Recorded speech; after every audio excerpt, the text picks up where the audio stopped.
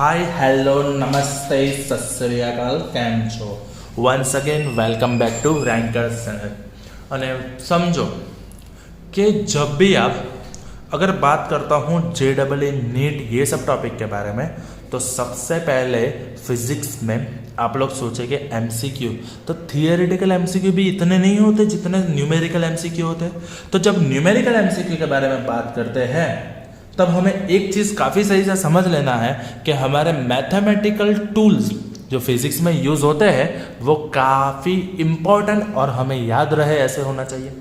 तो ये सब जो मैथ्स के जो बचपन में हमने सीखा था, समझा था, थोड़ा सा रह गया था, थोड़ा सा ध्यान नहीं दिया था, बचपन की गलतियों में हमने भूल दिया था, तो वह सब भूला हुआ प्यार यानी आपका गणित को आपको वापस लाना है। ठीक है, मैथ्स को वापस लाएंगे हम। तो आज सबसे पहले हम लोग बात करने वाले हैं अलजेब्रा के बारे में। किसके बारे में बच्चों? अलजेब्रा। तो अलजेब्रा में समझ लो सबसे पहले हमारे इक्वेशंस आएंगे। कौन से वाले इक्वेशन आएंगे? तो कॉमन इक्वेशंस जो हमने यूज किए थे, जैसे कि सबसे पहला इक्वेशन है a plus B the whole square which means a square plus 2ab plus B square. Okay, क्या a square plus 2ab plus B square, यानी यहाँ पे फैक्टराइजेशन में पहला जो भी फंक्शन है उसका स्क्वायर प्लस दूसरे का square plus 2 into first and second, जिसको हम इस तरह से भी लिख सकते हैं a minus B the whole square plus 4ab।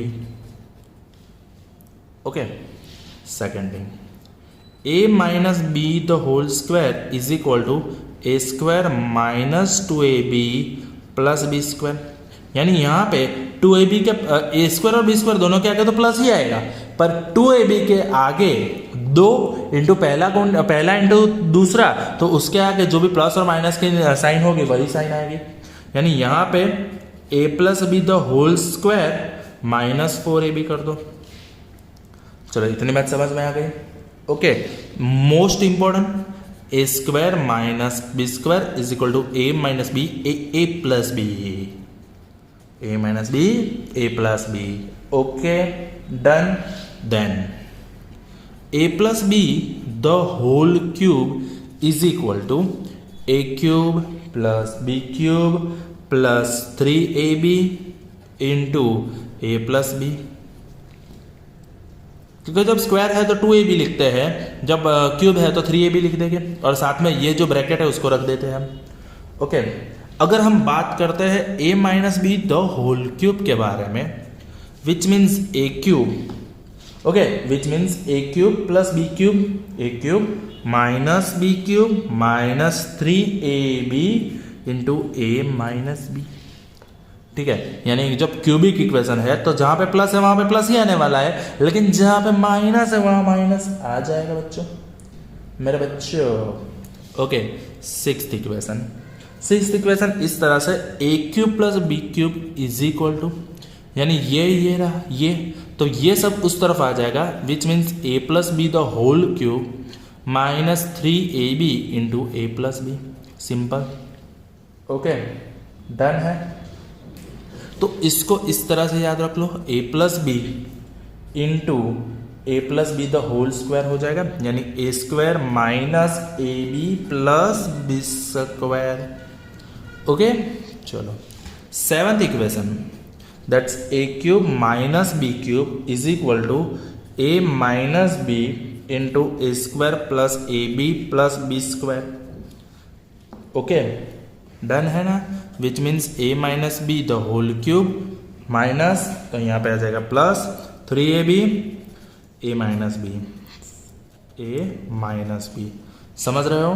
Okay, ये है अपने अलजेब्रिक इक्वेशन जो हमें काम आने वाले हैं। डन। और उसके बाद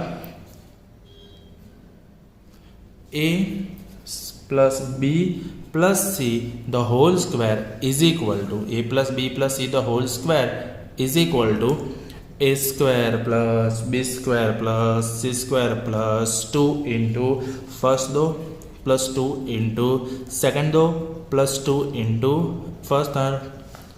चलो इतनी बात समझ में आ गई। तो ये हो रहे आपके काफ़ी इंपॉर्टेंट वाले अलजेब्रिक फॉर्मूला। इतने फॉर्मूला यानी ये 8 फॉर्मूला आपको इक्वेशन सॉल्व करने के लिए इस्तेमाल हो गया। ओके, अभी बात करते हैं हम क्वाड्रेटिक इक्वेशन के बारे में। किसके बारे में बात करेंगे हम? क्वाड्रेटिक इक्वेशन के बारे में। तो क्वाड्रेटिक इक्वेशन हमें पता है ना,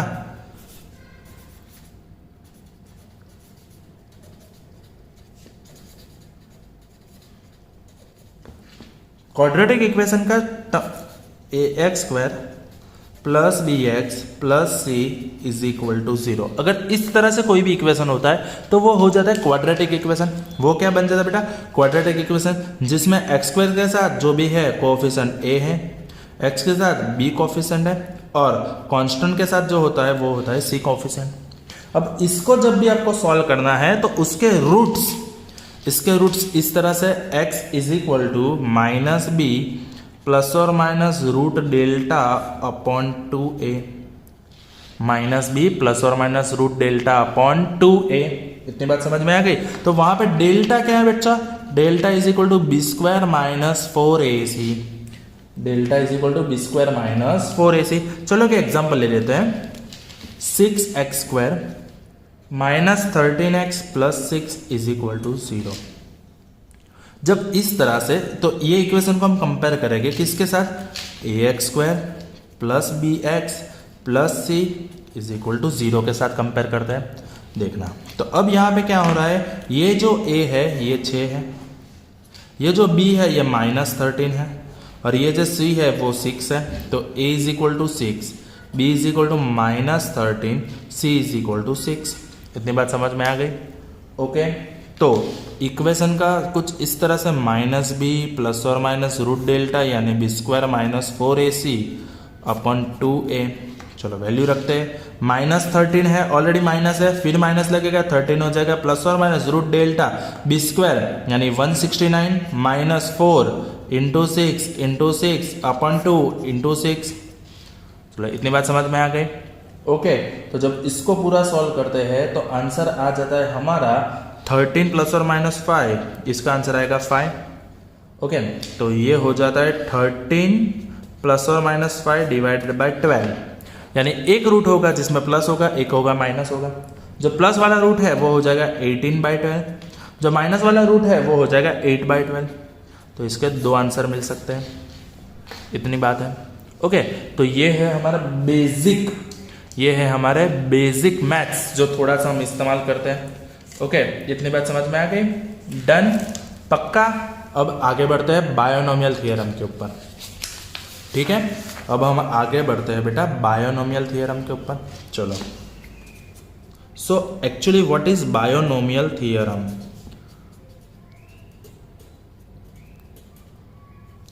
तो बायोनोमियल थ्योरम क्या है ये चीज हमें समझनी है। तो एक्चुअली जब 1 प्लस एक्स पावर n इस तरह के इक्वेशन आते हैं तब हम क्या करते हैं? 1 एज इट इज है प्लस रख लेते हैं हम nx। ठीक है, अब हमें क्या करना है? देखो, अपॉन 1 फैक्टोरियल। ठीक है, n minus 1 upon 2 factorial into x² plus n minus 1 n minus 2 upon 3 factorial into x³। ऐसा चलते जाता है। तो हम यहाँ पे सबसे पहले देख लो कि फैक्टोरियल चीज क्या होती है। तो 1 factorial is 1, 2 factorial is equal to 2 into 1, यानी फैक्टोरियल यानी उससे कम जो भी कंटिन्यूसली जो रिसेसिव होता है वही लिखना है। जैसे कि 3 फैक्टोरियल है विच मीन्स 3 इंटू 2 इंटू 1। अगर 4 फैक्टोरियल के बारे में बात करूं that is 4 into 3 into 2 into 1। समझ रहे हो? ओके, तो 2 फैक्टोरियल 2 होता है, 3 फैक्टोरियल 6 होता है, ये होता है 3 2 6 2 4 24।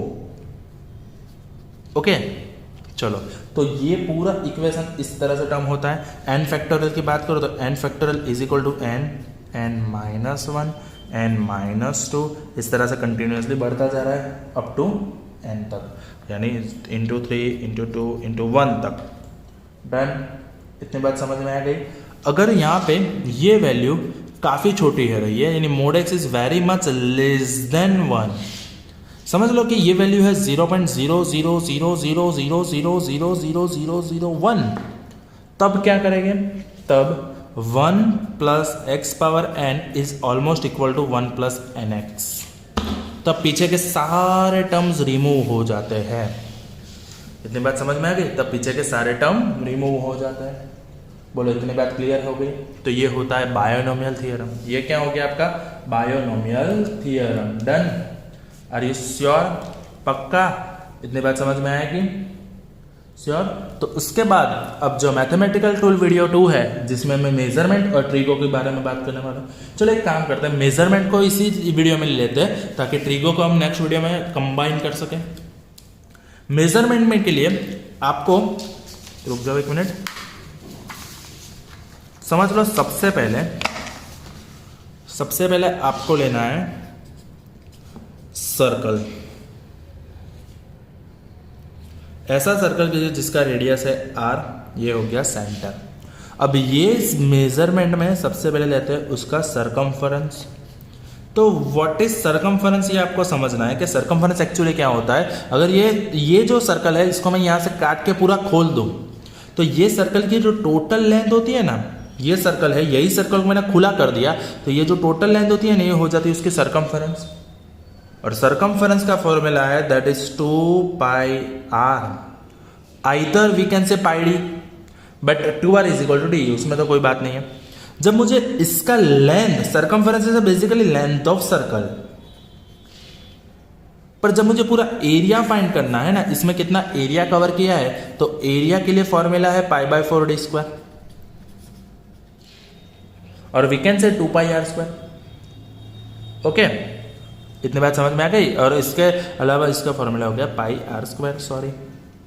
चलो इतनी बात समझ में आ गई? देखो एरिया क्या होता है, अगर समझ लो कि आपके पास इस तरह से ये टेबल है, आपको सिर्फ टेबल की बॉर्डर को ही पेंट करना है, then you are going to find circumference.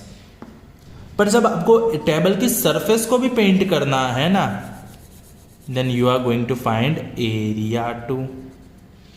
इतनी बात समझ में आ गई बच्चों? श्योर? चलो ये बात हो गई एक सर्कल की। पर अगर सर्कल की जगह स्फीयर होता